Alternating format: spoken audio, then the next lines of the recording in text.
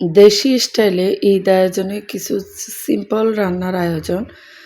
চিংড়ির গ্রেভি, সে সাথে ডিম ভুনা, তারপর রয়েছে অ্যা দেশি মুরগির চিকেন রোস্ট, যেটা রান্না করতে স্লো কুক করে অনেকক্ষণ সময় লাগে কিন্তু খেতে কিন্তু বেশ সুস্বাদু হয়। আর সাথে রয়েছে গরুর মাংসের কারি, বিফ কারি যেটা, এটাও মোটামুটি ১.৫ ঘন্টা থেকে ১ ঘন্টা ৪০ মিনিট রান্না করলেই সুন্দরভাবে সফট হয়ে যায়। হাড্ডিগুলোও কিন্তু বেশ তুলতুলে হয়ে যায়, খাওয়া যায়। সাথে ছিল পাস্তা এবং নুডলস মিশিয়ে রান্না, যেটা মেয়েরা রান্না করেছে। এসব সিম্পল আয়োজনেই কিন্তু এবারের ঈদের আয়োজন। এখানে কিছু ডিম হলুদ লবণ দিয়ে একটু ভেজে নিয়েছি, সিদ্ধ ডিমগুলোকে।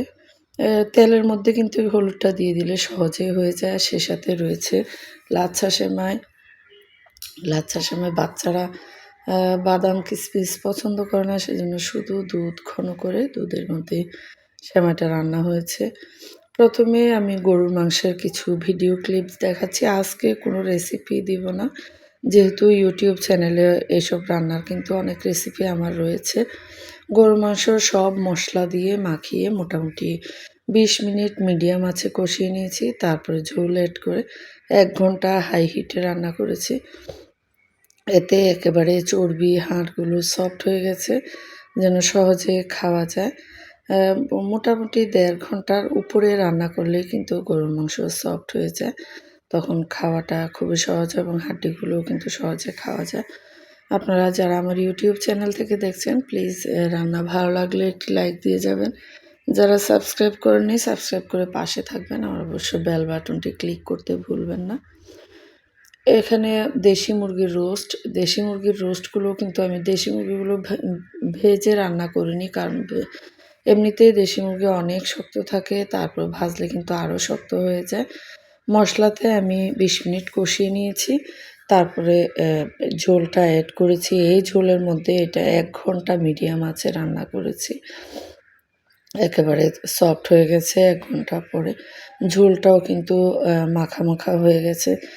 যেহেতু ঝাল রোস্ট করেছি, সেজন্য আমি এখানে দুধ বা টক দই এড করিনি। একেবারে ঘরোয়া মসলা আর টমেটোর গ্রেভি দিয়ে আমি রান্নাটা কমপ্লিট করেছি। ঝোলটা কিন্তু একেবারে মাখো, মাখো হয়ে যাবে ১ ঘন্টা পরে। তারপরে কিন্তু দেখতে পাচ্ছেন মাংসগুলো একেবারে সফট হয়ে গেছে। এরকম সফট না হলে কিন্তু দেশি মুরগিটা খেতে ভালো লাগে না। আপনারা যারা ফেসবুক পেজ থেকে দেখছেন, ভালো লাগলে লাইক দিবেন এবং শেয়ার করে অন্যদের দেখার সুযোগ করে দিবেন। এই ঈদ আয়োজন আসলে সবার ঘরেই মোটামুটি অনেক ধরনের আয়োজন থাকে। খুব বেশি রান্না কিন্তু করা হয়নি।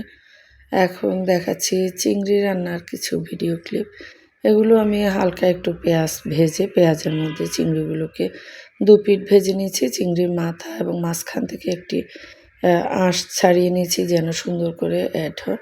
তারপর টমেটোর পিউরি দিয়ে মশলা দিয়ে এগুলোকে রান্না করে নিয়েছি। আশা করি আপনাদের ভালো লেগেছে। ধন্যবাদ সবাইকে।